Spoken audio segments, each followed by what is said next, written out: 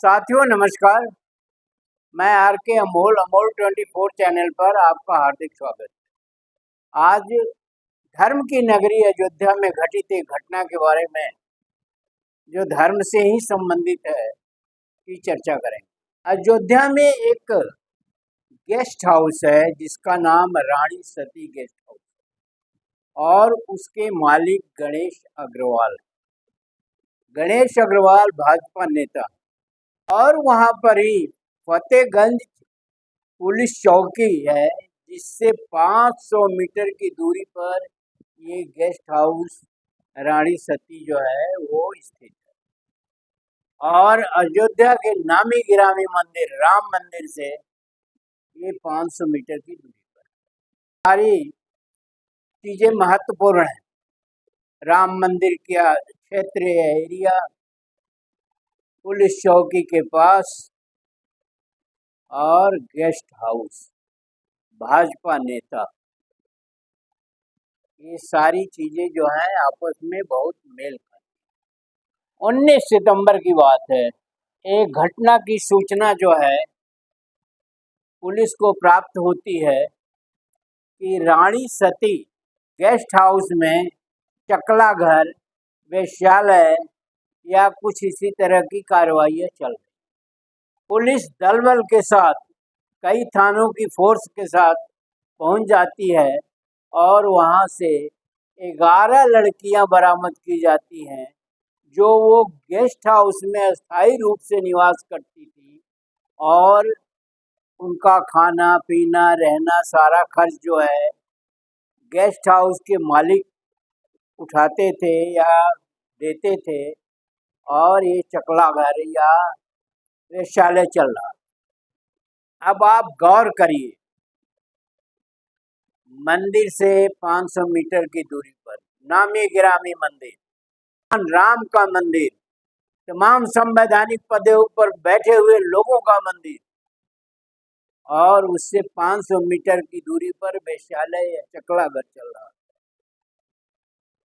11 लड़कियां कम नहीं हो।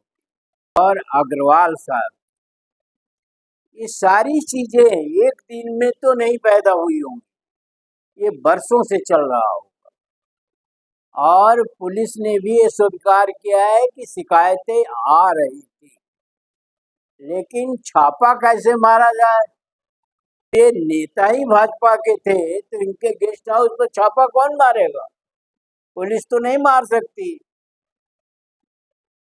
फिर बाद में मोहल्ले वालों के आसपास के लोगों द्वारा पुलिस से बार बार अनुरोध किया गया या बार बार उसकी शिकायत की गई, तब पुलिस दल बल सहित छापा मारने गई और उसमें से 11 लड़कियां बरामद हुई और जिन्होंने अपना मुंह ढक लिया था गिरफ्तार करते वक्त, कई चीजें थी जिससे ये था कि ये चकला घर की तरह से गेस्ट हाउस काम कर रहा था। अब ध्यान दीजिए, आप अपने दिमाग में इस चीज को बैठाइए कि इस देश में हो क्या रहा है। राम मंदिर का बखान किया जाता है और दूर दूर से लोगों को बुलाया जाता है और बड़े बड़े नेताओं ने उसका और बड़े बड़े साधु सन्यासियों ने और बड़े बड़े महंतों ने और उन्होंने जो है राम मंदिर की स्थापना करी और उन्होंने ही वहां पर चकला घर खुलवाया जो एकदम समीप में था, निकट में था। वहीं पर पुलिस चौकी भी थी निकट में, किसी को कुछ पता नहीं। ये सब मिली भगत है और ये एक आम बात भी है। तमाम तीर्थ स्थानों में भ्रष्टाचार, अत्याचार या इस तरह की अनैतिक कार्य जो है किए जाते हैं, चाहे वो बनारस हो, चाहे वो संगम में भी लोग मरे हैं कुंभ के स्नान के दौरान, और चाहे वो हरिद्वार हो और चाहे वो कोई अन्य स्थान हो। धर्म के नाम पर इस देश को डुबाने का काम किया जा रहा है। धर्म के नाम पर सारे अनैतिक कार्य किए जाते हैं और उसमें धार्मिक लोगों का हाथ होता है। उसमें उन संस्थाओं को, पार्टियों का, उन समाज के संपन्न वर्ग के लोगों का हाथ होता है। कोई दलित खोलेगा, कोई पिछड़ा खोलेगा, उसकी हिम्मत है जो चकला घर चलाए, और वो भी इतने पवित्र स्थान जिसको कहते हैं आप। पवित्रता के बारे में तो हमको नहीं मालूम है, लेकिन इस तरह के पवित्र जो है, जिसको आप पवित्र कहते हैं, वहाँ इस तरह के अनैतिक कार्य हो रहे हैं और आप मौन हैं। अगर किसी ने कोई केले का छिलका फेंक दिया राम मंदिर के परिसर में, तो आप उसे गिरफ्तार करके जेल में डाल देंगे, ये मैं अच्छी तरह जानता हूँ। बशर्ते कि वो दलित हो, बशर्ते कि वो पिछड़ा हो, बशर्ते कि वो नॉन भाजपा हो, भाजपा से नहीं संबंध रखता हो। इस तरह की घोर अनैतिक कार्य जो है परिसर में धड़ल्ले से किया जा रहा है। और अगर राम मंदिर के बारे में कोई कुछ कह देता है तो आप उसकी ऐसी की तैसी कर डालते हैं। मुझे नहीं पता कि पुलिस ने अभी तक उन भाजपा नेता को गिरफ्तार किया है, नहीं किया है, लेकिन इस प्रक्रिया के पीछे मंशा आपकी गलत है। आपकी मंशा जो है देश में अराजकता फैलाना है धर्म के नाम पर, शोषण करना है धर्म के नाम पर, लोगों पर अत्याचार करना है धर्म के नाम पर, लोगों को जलील करना है धर्म के नाम पर। ये बखूबी आप जानते हैं, और फिर आप सारे अत्याचार, सारे अनैतिक कार्य, सारी चीजों का आप खुद हद पार कर देते हैं। ये आज से नहीं है, ये सदियों से है। इसीलिए मैंने बोला, चाहे वो बनारस हो, चाहे वो हरिद्वार हो, चाहे वो वृंदावन हो, चाहे कहीं भी हो, यहाँ जम के अत्याचार किए जाते हैं, जम के अनैतिक कार्य किए जाते हैं, और धर्म का ढिढोरा पीटा जाता है। धार्मिक स्थान है, और लूट खसोट का कार्यक्रम चलाया जाता है।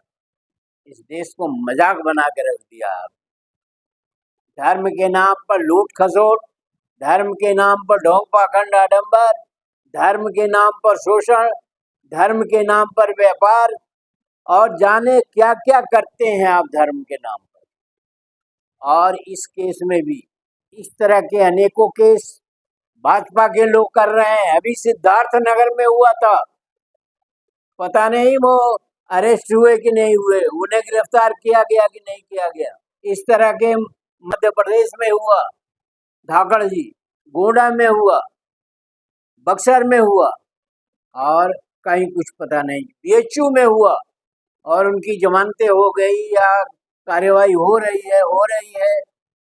और अगर कोई दूसरा खांसता भी है, आप कत्ल भी कर दें, खून भी कर दे, तो कोई पाप नहीं है, कोई दिक्कत नहीं है। लेकिन अगर दूसरा कोई खांसता है तो उसको गोली मारो, गोली मारो इन गद्दारों को।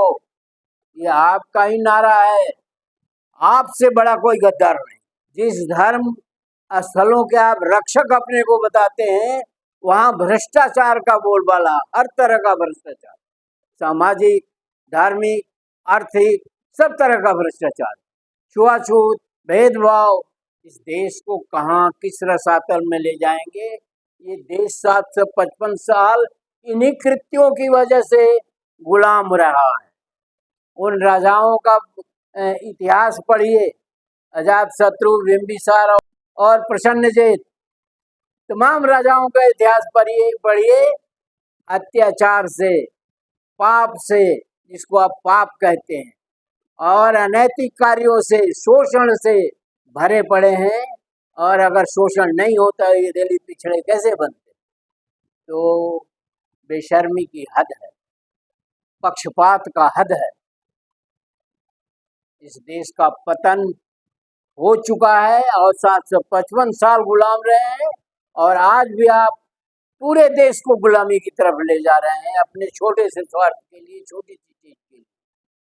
वीडियो को ध्यान से पढ़िए, सोचिए, समझिए, हमें भी कमेंट बॉक्स में समझाइए, और अगर चैनल को सब्सक्राइब न किया हो तो सब्सक्राइब कर लीजिए। और मैं जनता से ये अपील करूंगा कि इस तरह के शासन इसको शासन नहीं कुशासन बोलेंगे। इस तरह की हरकत जो धर्म के नाम पर जनता को उकसाकर कराई जाती है, जनता इसका संज्ञान ले, जनता इसको समझे, जनता इसके बारे में कार्रवाई करे।